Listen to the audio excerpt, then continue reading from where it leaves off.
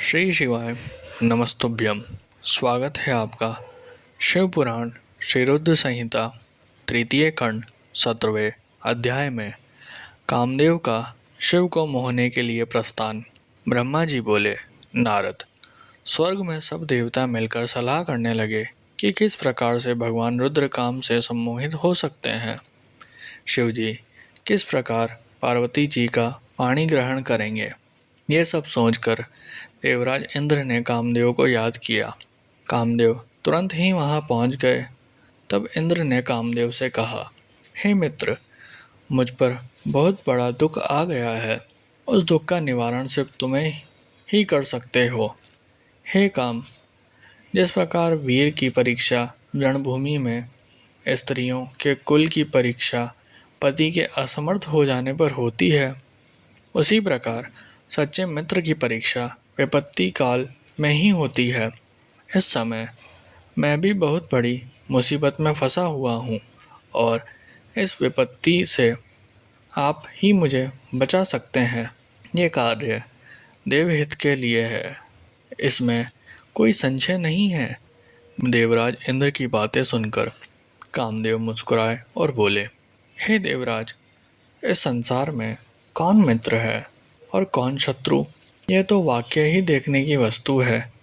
इसे कहकर कोई लाभ नहीं है। देवराज, मैं आपका मित्र हूँ और आपकी सहायता करने की पूरी कोशिश अवश्य ही करूँगा। इंद्रदेव, जिसने आपके पद और राज्य को छीनकर आपको परेशान किया है, मैं उसे दंड देने के लिए आपकी हर संभव मदद अवश्य करूँगा।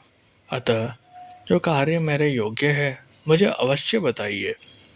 कामदेव के इस कथन को सुनकर इंद्रदेव बड़े प्रसन्न हुए और उनसे बोले, हे तात, मैं जो कार्य करना चाहता हूँ उसे सिर्फ आप ही पूरा कर सकते हैं। आपके अतिरिक्त कोई भी उस कार्य को करने के विषय में सोच भी नहीं सकता। तारक नाम का एक प्रसिद्ध दैत्य है। तारक ने ब्रह्मा जी की घोर तपस्या करके वरदान प्राप्त किया है।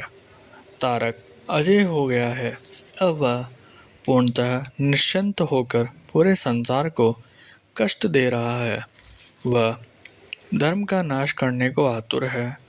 उसने सभी देवी देवताओं और ऋषि मुनियों को दुखी कर रखा है। हम देवताओं ने उससे युद्ध किया, परंतु उस पर अस्त्र शस्त्रों का कोई प्रभाव नहीं पड़ा। यही नहीं, स्वयं श्री हरि का सुदर्शन चक्र भी तारक का कुछ नहीं बिगाड़ पाया। मित्र, भगवान शिव के वीर्य से उत्पन्न हुआ बालक ही तारकासुर का वध कर सकता है। अतः तुम्हें भगवान शिव के हृदय में आसक्ति पैदा करनी है। भगवान शंकर इस समय हिमालय पर्वत पर तपस्या कर रहे हैं और देवी पार्वती अपनी सखियों के साथ मिलकर महादेव जी की सेवा कर रही है।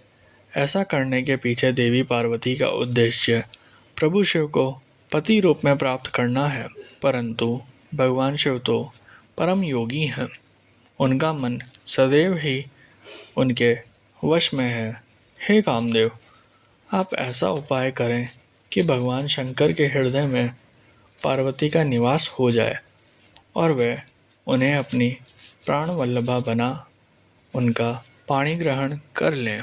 आप कुछ ऐसा कार्य करें जिससे देवताओं के सभी कष्ट दूर हो जाएं और हम सभी को तारकासुर नामक दैत्य से हमेशा के लिए छुटकारा मिल जाए। यदि कामदेव आप ऐसा करने में सफल हो जाएंगे तो हम सभी आपके सदैव आभारी रहेंगे। ब्रह्मा जी बोले, नारद, देवराज इंद्र के कथन को सुनकर कामदेव का मुख प्रसन्नता से खिल गया। तब कामदेव देवराज से कहने लगे कि मैं इस कार्य को अवश्य करूँगा। इंद्रदेव को कार्य करने का आश्वासन देकर कामदेव अपनी पत्नी रति और बसंत को अपने साथ लेकर हिमालय पर्वत पर चल दिए, जहाँ शिवजी तपस्या कर रहे थे।